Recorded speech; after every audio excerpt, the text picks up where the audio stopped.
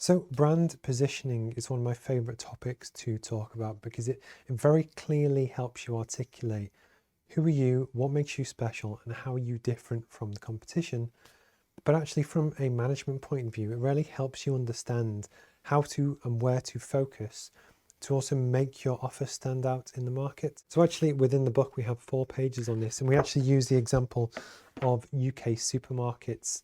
And what we're looking to do is pick a sector that a lot of people will understand, but actually look at different ways to articulate and really, compare yourself against other areas.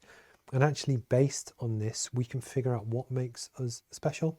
So in the example, what we do is that we plot on 2 axes, higher price and higher quality. So you have high price, high quality, low quality. And then what I've done is plot different supermarkets and different organizations onto that chart to really help articulate where people sit and how you can compare yourself to others. For the sake of our international audience that might not know some of the brands behind the textbook, I apologize for that, but what I'll try and do is describe those differences. But you will have very expensive but very good shops which provide the best produce to consumers. So these will be plotted right in the corner that are both high quality and actually high price. But recently in the UK, in the past 15 years, we've actually had a range of supermarkets enter the market which provide very high quality goods, think Aldi and Lidl, but actually at a lower price. And what's interesting is that if you are in charge of the branding for Aldi and Lidl, your approach to how you would differentiate yourself to other more premium supermarkets is largely on high quality and low price. But actually, as we go through the exercise on the next page, you actually have the beauty to choose any axis that you want to really help you understand your position, hence why it's called brand positioning, for different categories. And one example, which I think is true around the world, is actually petrol stations or gas stations in the US. Actually, they're often open 24 hours a day, and often they will sell food. It might not be very good quality food, but it's accessible in that it's open 24 hours a day. And actually, you tend to get petrol stations or gas stations in lots of locations, so it might be accessible. So imagine you are the marketing manager for a petrol station.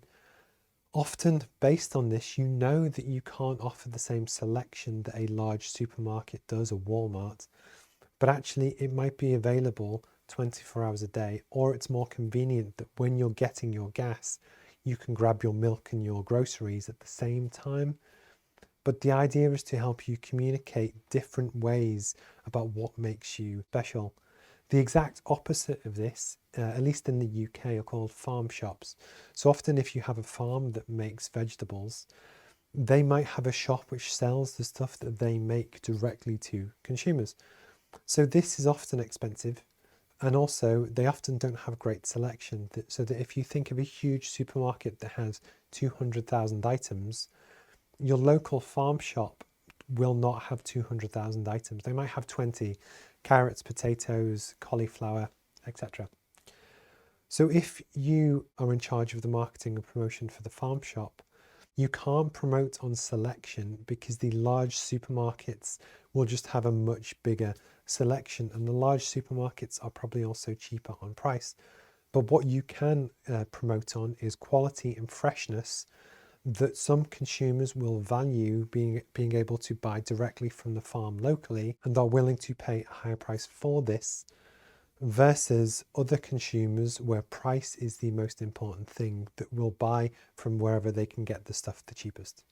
The important part of brand positioning, and something we actually go on to the next page of the textbook, is to really understand how do you compare against your competitors. You can actually pick whichever axes you want. You can bid on time, quality, price, customer service, anything you want. But the idea is the more you can plot what you offer against other people, you really help see what makes you special. Is there anything that actually gives you some magic secret sauce which you have that nobody else has? And what I would recommend is that you actually take and really promote that on that magic that you have that your competitors don't, and actually use that as a way to help understand where you sit as a business, but also maybe some of your strengths as well that will help you in your business planning for the future. So brand positioning is a really interesting topic that almost any business in the world can go through to really understand against the alternatives that people could do when looking to buy your product or service. The more you understand about yourself, but actually where you sit against the competition, even if your competition has a better product and it's a cheaper price, but their customer service is terrible, use customer service as your main focus point in terms of your promotion, and use that as your differentiator, because that gives you something special.